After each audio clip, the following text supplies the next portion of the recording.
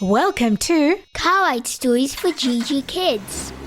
a place where Kids like us we'll be inspired. by awesome Christian stories. Happy holiday! Hi boys and girls, it's Esther here. And it's Poppy. And we want to wish you an awesome, fantastic, safe holiday to you and your families. Yes, so boys and girls, this is our last episode for the year 2022, but we will be back on February next year, 2023. With new stories. It's so exciting. It is, and just a few things to remember. Don't forget that we have a library filled with beautiful audiobooks that you can listen while you're on holidays. You can also download Mary's Big News, which is completely free. Just download the app called Book Funnel, and then you can listen without using your data. You can also order some printed books that we have, like a beautiful gratitude journal for you and the first book of May and Ginger, The Cake Catastrophe. I love that one. It's one of my favorites. It is. And we also want to leave you with this beautiful verse, which is found in Matthew 2, 1 and 2. And it says, Jesus was born in the town of Bethlehem in Judea during the time when King Herod was king. After Jesus was born, some wise men from the east came to Jerusalem. They asked people, "Where is the child who has been born to be the King of the Jews? We saw the star that showed he was born. We saw it rise in the sky in the east and have come to worship him." So I hope that this holiday season, you can also worship Jesus because he is the true and special gift. Wait. Just wait. Before we go to the story, we have a shout out. Yes, we do. We want to say hello to Ruby, and Ruby lives in Canberra. Hello, Ruby. Oh, Canberra, that's close to us, kind of. It is a few hours away, but for those who are not in Australia, Canberra is the capital city of Australia. So this is where Ruby lives, and Ruby loves the podcast stories. Yay! Thank you so much for listening, Ruby, and I hope you are listening and enjoying to the stories that Mum bought you for Christmas. Oh, how exciting. That's awesome. Thanks, Mom. And I hope you have an awesome day today too, Ruby. Bye! Bye!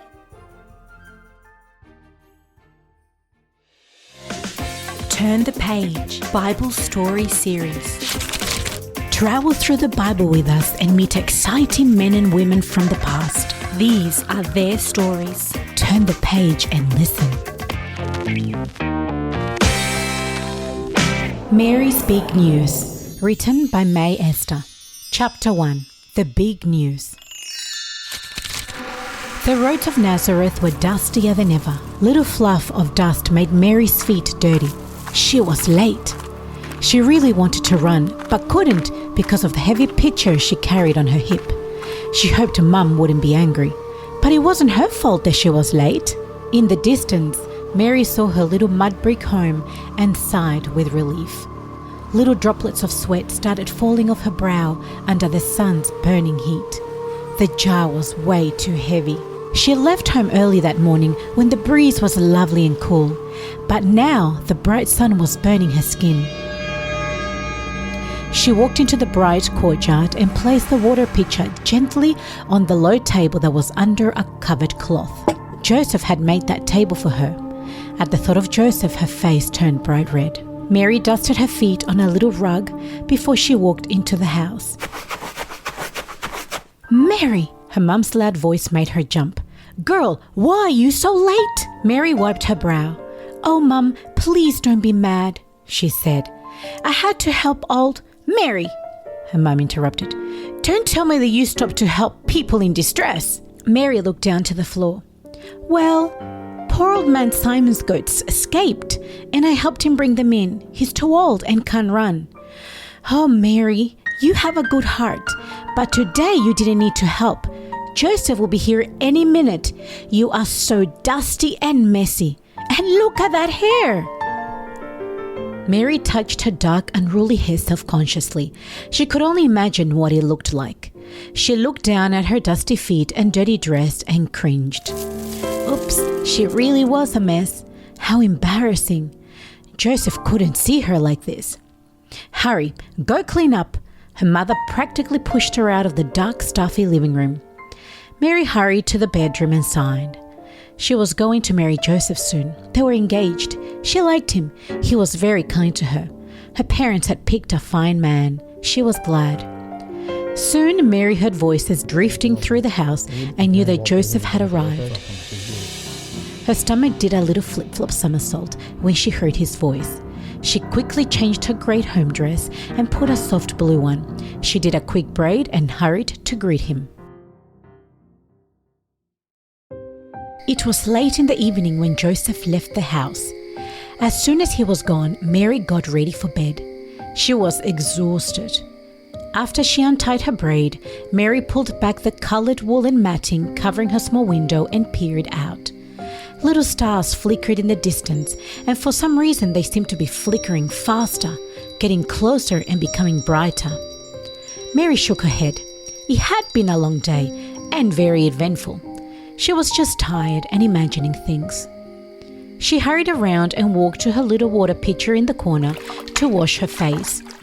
Suddenly, a flash of blinding light filled the room. Terrified, Mary jumped, making the little clay dish she held fall heavily onto the uneven, rough stone floor. It shattered into a million pieces. Water splattered all over her dress and on the floor. Mary blinked quickly, trying to adjust her eyes to the glare. "Mary, you are so blessed. God has chosen you above every other girl." Mary's heart thundered in her chest. She had heard of angels visiting great men like Abraham, but why would one visit her? She was worried. What message would he have for her? She clasped her hands nervously and exhaled a shaky breath. "Don't be afraid, Mary. I have come from the Lord and He has a special gift for you." Mary frowned. "You're going to have a baby and His name will be Jesus." Mary's hand went protectively to her stomach. A baby? The angel continued talking. "He will be great and will be called the Son of the Most High. The Lord God will give him the throne of his father David, and his kingdom will never end." Mary lifted her eyes and peeked from under her long hair. "How will this be?" she asked the angel, "since I haven't married Joseph yet." The angel's voice softened. "The Holy Spirit will come, and the power of the Most High will surround you." Mary bowed her head and closed her eyes. "Let everything you have said happen to me as you said it will. I trust God completely." Whoosh. Silence. Deep darkness surrounded her. The angel had gone. Mary sat on the stool with trembling body. What had just happened? She was going to have a baby and he was going to be king. A holy king. She thought for a little bit. Oh no, she had to tell Joseph straight away. And her parents and her friends, what would they all think? Millions of thoughts plagued her mind, but was soon interrupted by the loud running footsteps echoing outside her room. "Mary, child, are you okay?" Her mum called from behind the thick fabric that covered the door, her voice anxious.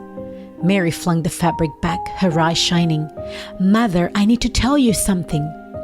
I heard so much noise coming from your room, as if you were talking to someone."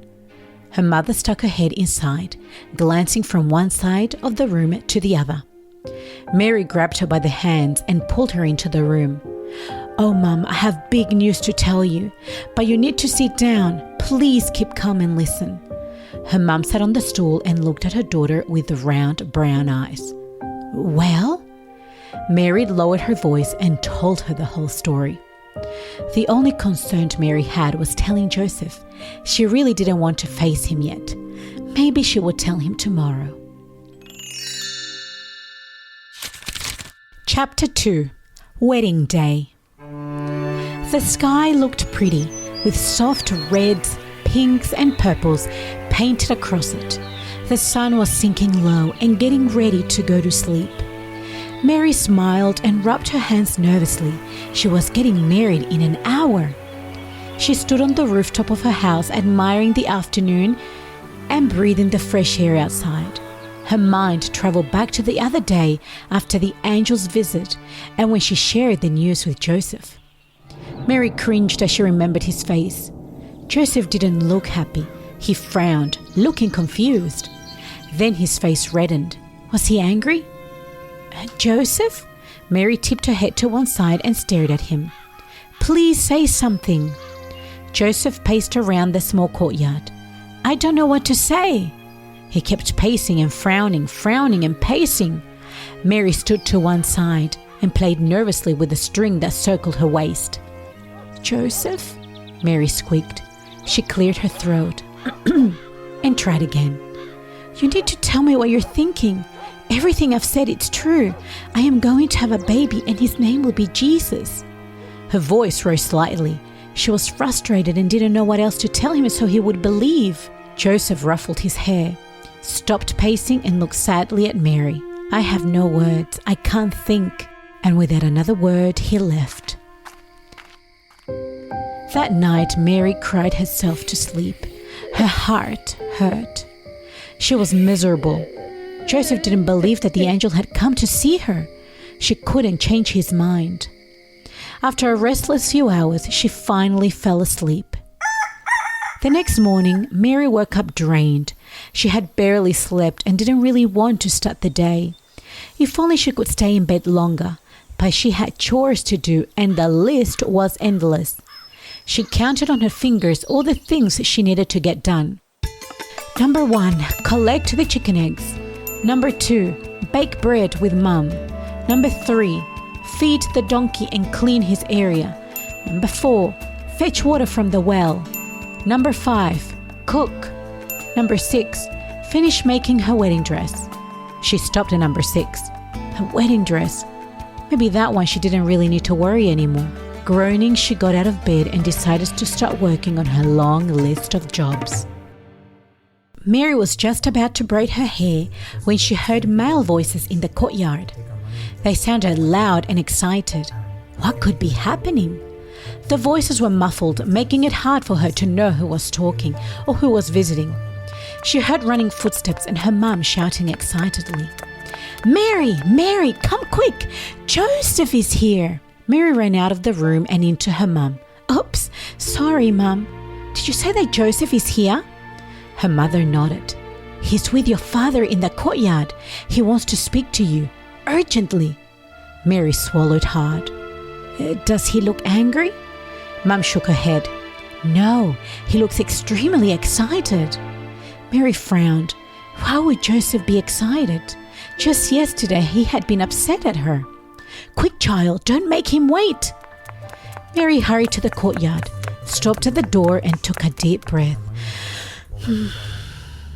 She fixed her unruly hair and walked out. Hi, Joseph, she whispered. Joseph and her father stopped talking and turned to look at her. Her dad excused himself and went inside. Joseph moved closer to Mary and grabbed her hands. Mary, I'm so sorry for not believing you when you told me about the angel. Please forgive me. Mary opened her mouth to answer him, but he continued talking so fast his words tripped over each other. Joseph, I can't understand anything you're saying. Slow down. Mary squeezed his hands and suppressed a laugh. He exhaled loudly and started again. Oh well, the news you told me about the angel and the baby really shook me. I got home and went to figure things out. He paused and took a deep breath. He held Mary's hands tighter. Oh, Mary, the most incredible thing happened. I had a dream where an angel of God spoke to me. He was so bright and big, really powerful. He said to me, Joseph, son of David, you must believe Mary. Don't be afraid to marry her. She's going to have a baby boy, and you are to name him Jesus. He will save the world from their sins. Mary gasped. Joseph, what? Then I woke up and had to come and tell you. I'm so sorry for being so upset. He leaned and wrapped Mary in a big hug. Mary was shocked. She hugged Joseph back and looked up to heaven and whispered a thank you. Joseph pushed Mary gently away from him. "Mary, we need to plan the wedding." Mary chuckled. "Yes. I will talk to Mum and Dad and tell them everything will continue as normal." "Oh, Joseph, I'm so happy. Thank you for coming to tell me the great news." Joseph grinned and gave her one final hug. "I have to get home. I have things to get ready. I will talk to you later." When Joseph left, Mary hurried to tell her parents, and she discovered them standing close to the door.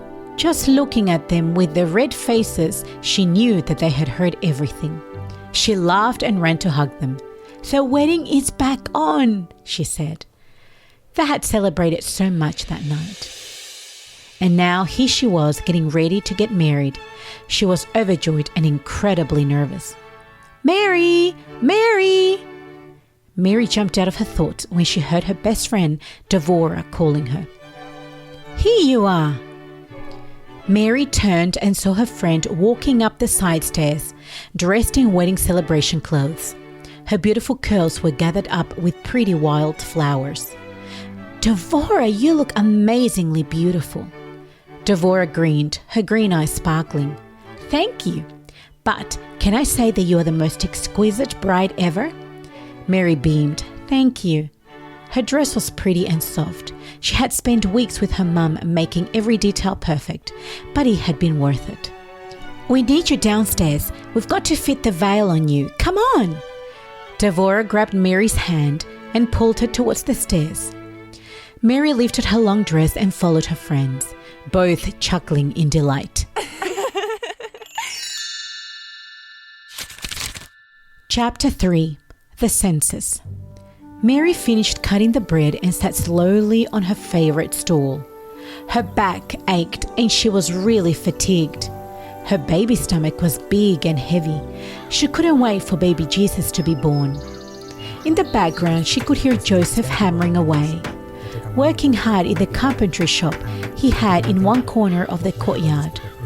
Voices, mingled with hammering sounds, drifted towards her. Someone was with him. Probably someone collecting one of the furniture pieces Joseph had made. Mary stood up slowly and continued preparing the food. She poured olive oil in tiny clay jars and uncovered the soft goat's cheese. As she was about to get some lentils, she was interrupted. Joseph bolted through the door, dusty, sweaty, and a little bit smelly. He looked like he was holding his breath. "Joseph?" Mary said, wiping her hands on a cloth. "Mary, you will never believe what Yaakov just told me," he blurted out. Mary sat down and waited for him to continue. He really looked shocked and excited and just weird. "Well, Caesar has come up with another idea. He has ordered that everyone must do the census, and I mean everyone." "The census?" Mary felt completely confused. Joseph sat in front of Mary in a low stool and looked at her, ready to explain what the census was.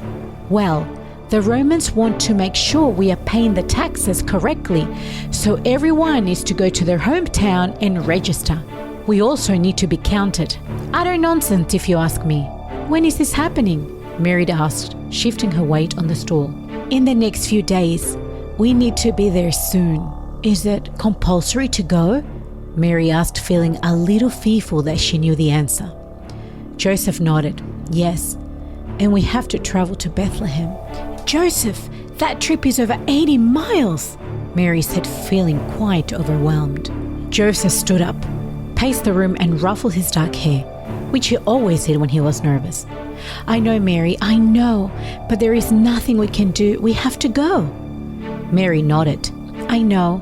I just can't believe that this has come at this time." She touched her large stomach. Joseph nodded. "I'm so sorry, Mary. I really wish you didn't have to go. I want you to be safe here at home. I mean, the baby will come soon."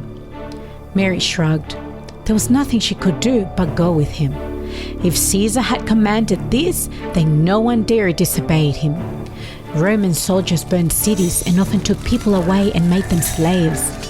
Mary shivered just thinking about how mean they could be, how cruel. Yes, they definitely could not disobey. "Joseph, this is God's baby, and I think we should trust and go." Mary stood up and smiled, trying to be brave. She was deep in thought. The trip to Bethlehem would be at least a few days long. She was already feeling so exhausted. How would she survive such a long trip? She shook her head and sent a quick prayer to God. God of Abraham, please calm my nerves. Help me trust you completely. The next few days were frantic. Mary and Joseph planned and packed what they were going to take with them.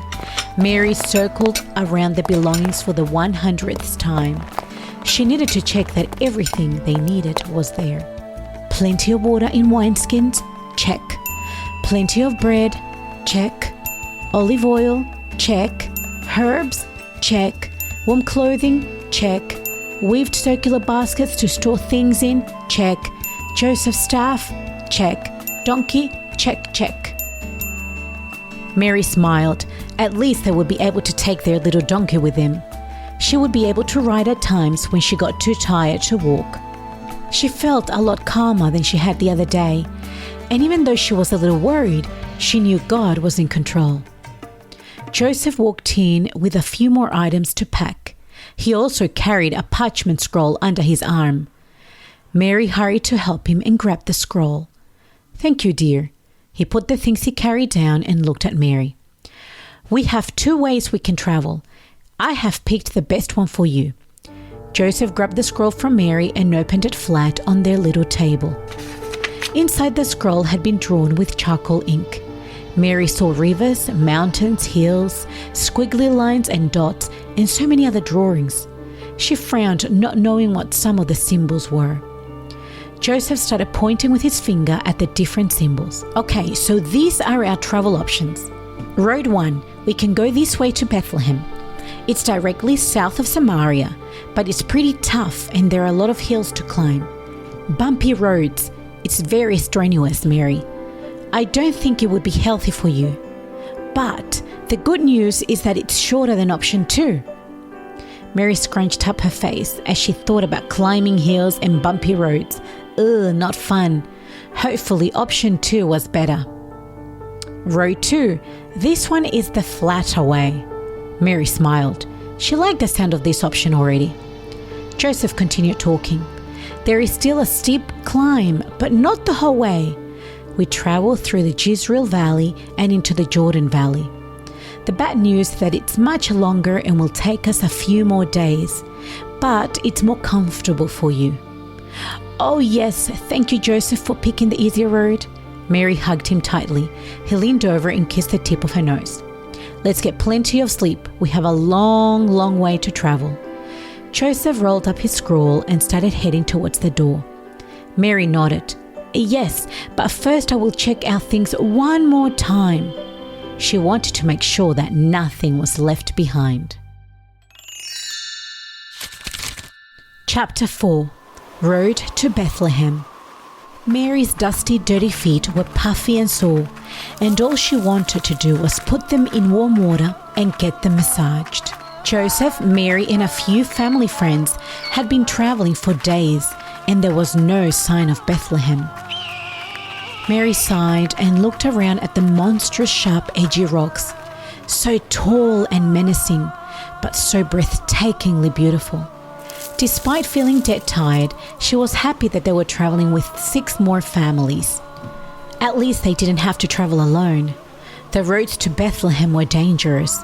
Just the other day they had heard that pirates of the desert had attacked a traveling man. They had scratched him, beat him up, and taken all the coins he carried. Mary shook her head, trying to get the ugly picture out of her head. Poor man. She did know that God was protecting them though. Mary dear.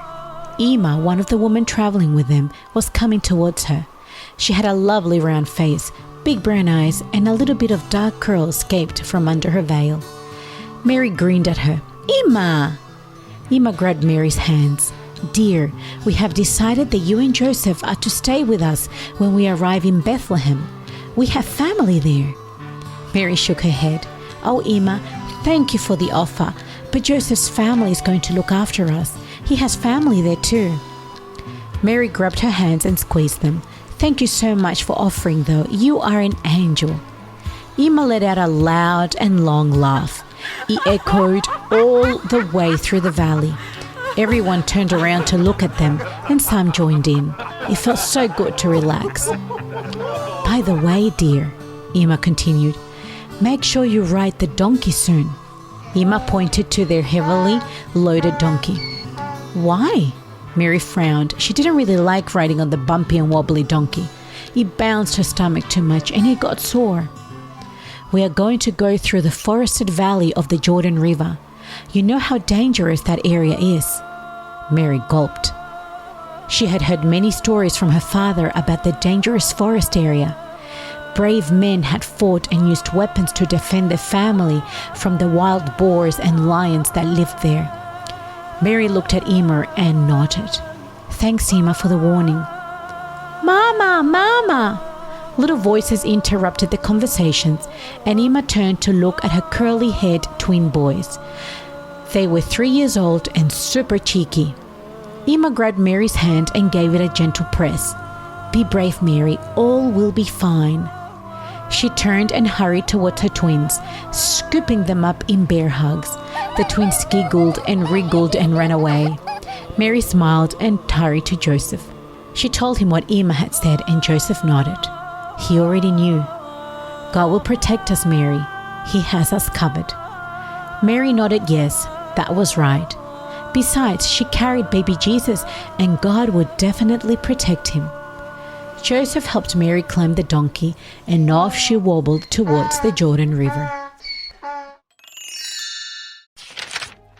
Don't forget, you can download Mary's Big News, which is completely free. It's so exciting! It is. And one more thing, we want to thank you for listening the whole year. We love spending time with you, and we love going on adventures together. And thank you for writing to us. Thank you to your parents for playing this to you. And we love you guys so, so much. And we can't wait to bring you new things next year, which is going to be very exciting. Yes, we love you so much. Lots of hugs and kisses. Have wonderful holidays. Bye. Bye. I wonder how many stories I can listen to while making hundreds and thousands of cookies.